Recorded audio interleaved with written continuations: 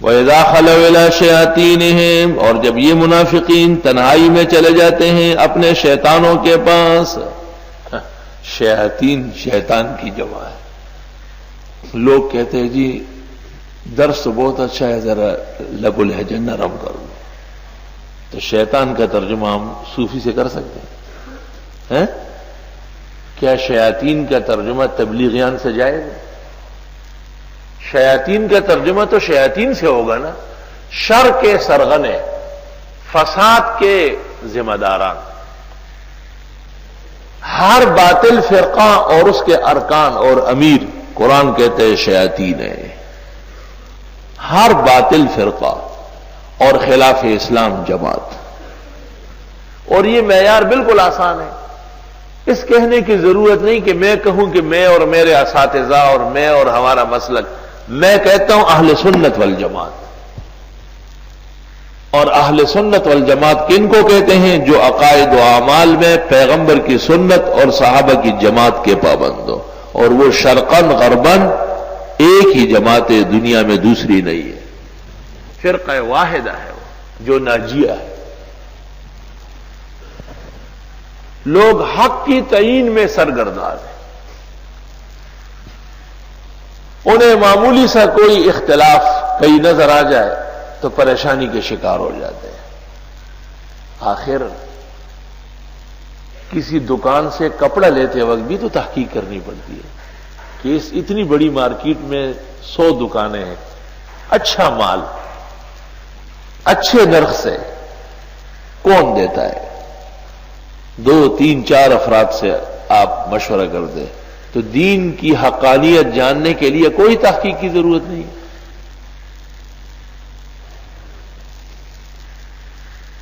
پھلوں اور سبزیوں کے بازار میں جا کر آپ تازی، اعلیٰ اور میٹھی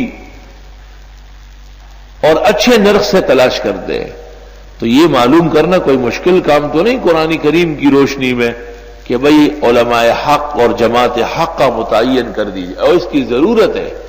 اس لیے سورۃ فاتحہ میں فرمایا اہدنا الصراط المستقیم، تو متعین فرمایا صراط الذین انعمت علیہم.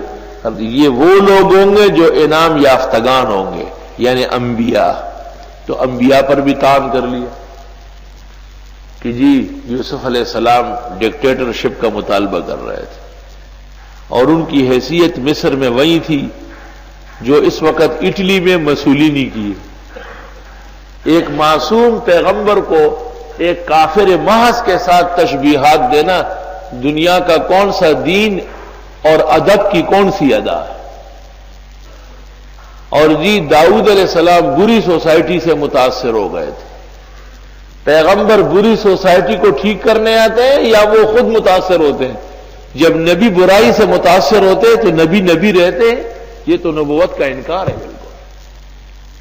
اور یہ کہنا کہ حضرت نوح علیہ السلام نے جب کافر بیٹے کے لیے دعا کی اس وقت وہ ایمان کے معیار سے نیچے گر گئے تھے، یہ تمام عبارتیں اسی طرح انشاءاللہ لکھوائیں گے اپنے مقام پر.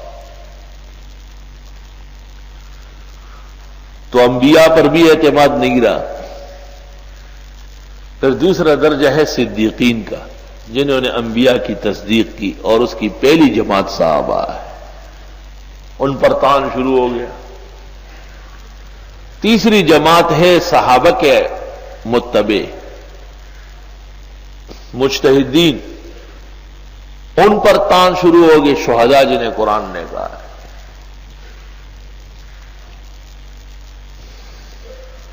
کہ جی عمر ابن عبدالعزیز بھی اپنی تحریک میں کامیاب نہیں ہوئے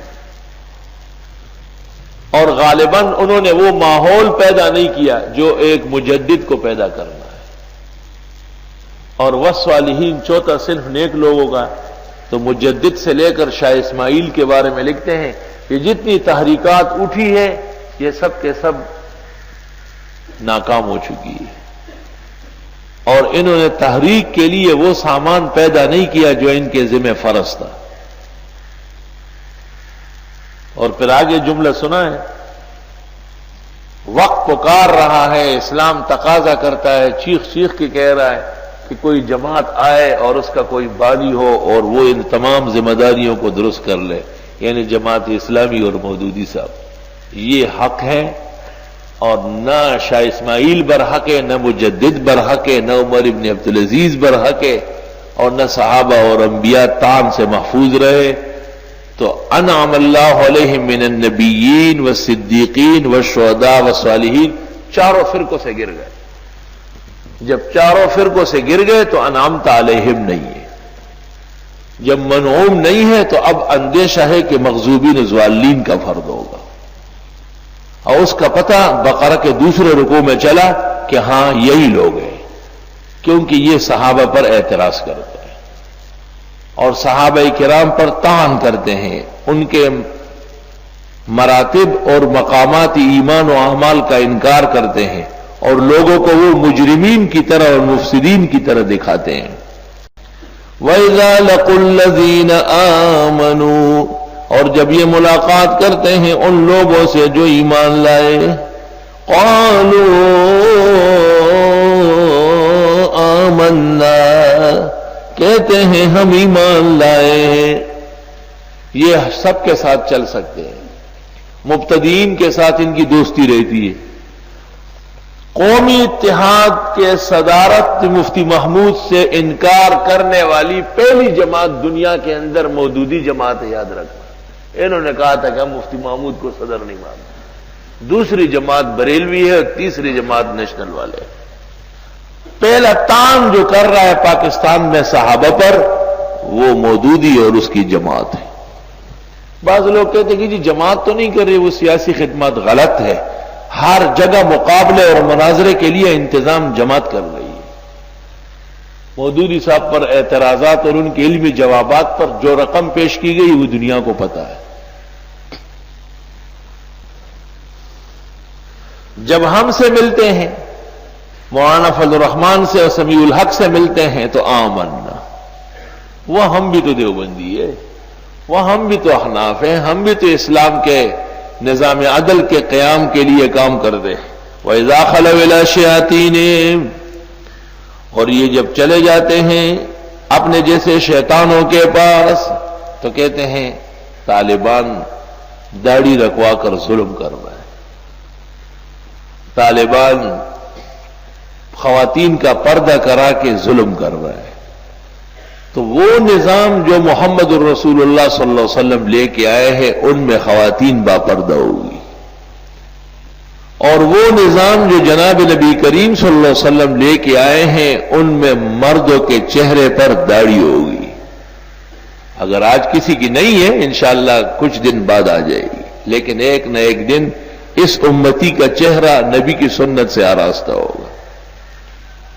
ہمارے ہاں چونکہ قوت نہیں ہے، اس واسطے ہم زبانی کلامی امر بالمعروف نہی عن المنکر کرتے ہیں، اور اسلامی حکومت کا فریضہ ہے کہ وہ اسلام کے احکام پوری جبلت کے ساتھ تسلیم کرائے۔ آپ نے کل واقعہ سن لیا کہ حضرت صلی اللہ علیہ وسلم نے رات کو صحابہ کی حاضری لی۔ رات کو اصل نیند ہے یا اصل نفل ہے؟ رات تو اللہ نے نیند کے لیے پیدا کی۔ نوافل اور عبادت کرنا تو ایک شوکت ہے، خدا تعالیٰ کا انعام و احسان ہے، لیکن رسول اکرم صلی اللہ علیہ وسلم نے باقاعدہ حاضری دی، اور اس حاضری پر افراد کو طلب کیا اور ان کو حسب حال ارشاد فرمایا، ان کی اصلاح فرمائی۔ اس سے پتہ چلا کہ غیر ضروری امور بھی ضروریات دین کے لیے اسلامی نظام کے مطابق ضروری ہو جاتے ہیں۔